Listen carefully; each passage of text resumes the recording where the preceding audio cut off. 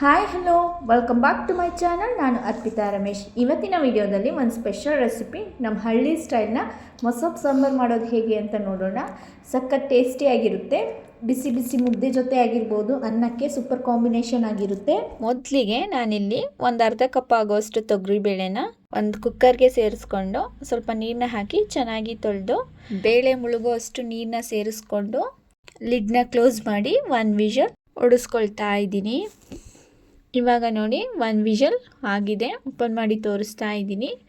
ಬೇಳೆ ಜಾಸ್ತಿ ಬೇಯಿಸ್ಕೋಬಾರ್ದು, ಸ್ವಲ್ಪ ಬೇಳೆ ಥರ ಹಾಗೆ ಉದುದ್ರಾಗಿರಬೇಕು. ಇದಕ್ಕೆ ಒಂದು 1/4 ಟೀ ಸ್ಪೂನ್ ಅರಿಶಿಣ, ಒಂದು ಅರ್ಧ ಟೀ ಸ್ಪೂನ್ ಆಗುವಷ್ಟು ಉಪ್ಪು, ಹಾಗೆ ಒಂದು 3 ಥರದ್ದು ಸೊಪ್ಪನ್ನ ಸೇರಿಸ್ಕೊಳ್ತಾ ಇದ್ದೀನಿ. ಪಾಲಕ್ ಸೊಪ್ಪು, ಕೀರೆ ಸೊಪ್ಪು ಹಾಗೆ ಚಕ್ಕೋತ ಸೊಪ್ಪನ್ನ ಚೆನ್ನಾಗಿ ತೊಳೆದು ಕಟ್ ಮಾಡಿ ಇಟ್ಕೊಂಡಿದ್ದೆ. ಅದನ್ನು ಇವಾಗ ಒಂದೊಂದಾಗೇ ಸೇರಿಸ್ಕೊಂಡು 2 ಹಸಿಮೆಣಸಿನ್ಕಾಯಿ, ಒಂದು ಅರ್ಧ ಹೋಳಿ ನಿಂಬೆಹಣ್ಣು ಗಾತ್ರದ್ದು ಹುಣಸೆ ಹಣ್ಣು, ಹಾಗೆ ಒಂದು 5ರಿಂದ 6 ಎಸಳು ಬೆಳ್ಳುಳ್ಳಿ, ಸ್ವಲ್ಪ ಕರಿಬೇವಿನ ಸೊಪ್ಪು, 1 ಈರುಳ್ಳಿನ ಸಣ್ಣದಾಗಿ ಉದ್ದದ್ದಾಗಿ ಕಟ್ ಮಾಡಿಕೊಂಡು, ಹಾಗೆ 1 ಟೊಮೆಟೊನ ಸಣ್ಣದಾಗಿ ಕಟ್ ಮಾಡಿಕೊಂಡು ಸೇರಿಸ್ಕೊಳ್ತಾ ಇದ್ದೀನಿ. ಇದಕ್ಕೆ 2 ಬದನೆಕಾಯಿ ಹಾಗೆ 1-2 ಆಲೂಗೆಡ್ಡೆನ ಚೆನ್ನಾಗಿ ತೊಳೆದು ಸಣ್ಣದಾಗಿ ಕಟ್ ಮಾಡಿ ಸೇರಿಸ್ಕೊಳ್ತಾ ಇದ್ದೀನಿ. ಇದು ಕಂಪ್ಲೀಟ್ಲಿ ಆಪ್ಷನಲ್. ಹಾಕಿದ್ರೆ ಒಂಥರ ಡಿಫ್ರೆಂಟ್ ಆಗಿ ಚೆನ್ನಾಗಿರುತ್ತೆ ಟೇಸ್ಟು. ಈಗ ಲಿಡ್ನ ಕ್ಲೋಸ್ ಮಾಡಿ 1 ವಿಷಲ್ ಹೊಡಿಸ್ಕೊಳ್ಳೋಣ.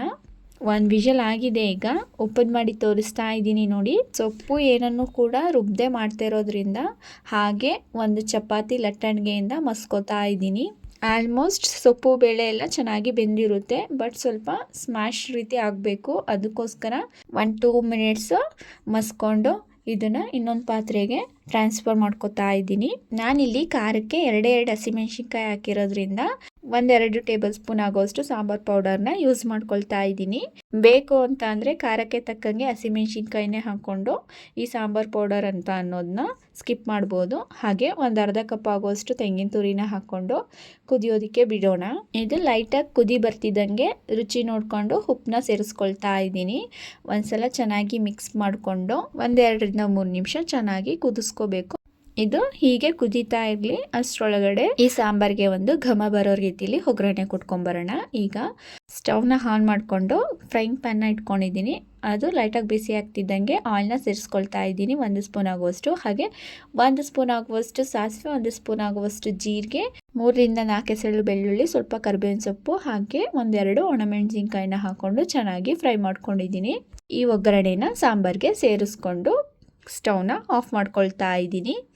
ಈಗ ನೋಡಿ, ಈ ಮೊಸಪ್ಪು ಸಾಂಬಾರು ಅಂತ ಅನ್ನೋದು ರೆಡಿಯಾಗಿದೆ. ಕುದೀತಾ ಇರೋ ಸಾಂಬಾರಿಗೆ ಈ ಒಗ್ಗರಣೆ ಕೊಟ್ಕೊಂಡಾದಮೇಲೆ ಇಮಿಡಿಯೇಟಾಗಿ ಈ ಸ್ಟವ್ನ ಆಫ್ ಮಾಡ್ಕೋಬೇಕಾಗುತ್ತೆ. ಒಂದು ಫ್ರೈಯಿಂಗ್ ಪ್ಯಾನ್ಗೆ ಸರ್ವ್ ಮಾಡಿ ತೋರಿಸ್ತಾ ಇದ್ದೀನಿ ನೋಡಿ ಎಷ್ಟು ಚೆನ್ನಾಗಾಗಿದೆ ಅಂತ. ತುಂಬ ಅಂದರೆ ತುಂಬ ರುಚಿಯಾಗಿರುತ್ತೆ. ಈ ಥರ ತರಕಾರಿ ಹಾಕಿ ಮಾಡೋದ್ರಿಂದ ಸಾಂಬಾರು ಇನ್ನೂ ಸ್ವಲ್ಪ ತಿಕ್ನೆಸ್ಸು ಬರುತ್ತೆ, ಹಾಗೆ ಡಬಲ್ ರುಚಿಯಾಗಿರುತ್ತೆ. ನಾನಿಲ್ಲಿ ಬಿಸಿ ಬಿಸಿ ಮುದ್ದೆ ಜೊತೆ ಸರ್ವ್ ಮಾಡಿ ತೋರಿಸ್ತಾ ಇದ್ದೀನಿ ನೋಡಿ. ಮುದ್ದೆಗಂತ ಅಲ್ಲ, ಅನ್ನಕ್ಕೂ ಸಹ ಅಷ್ಟೇ ಟೇಸ್ಟಿಯಾಗಿರುತ್ತೆ.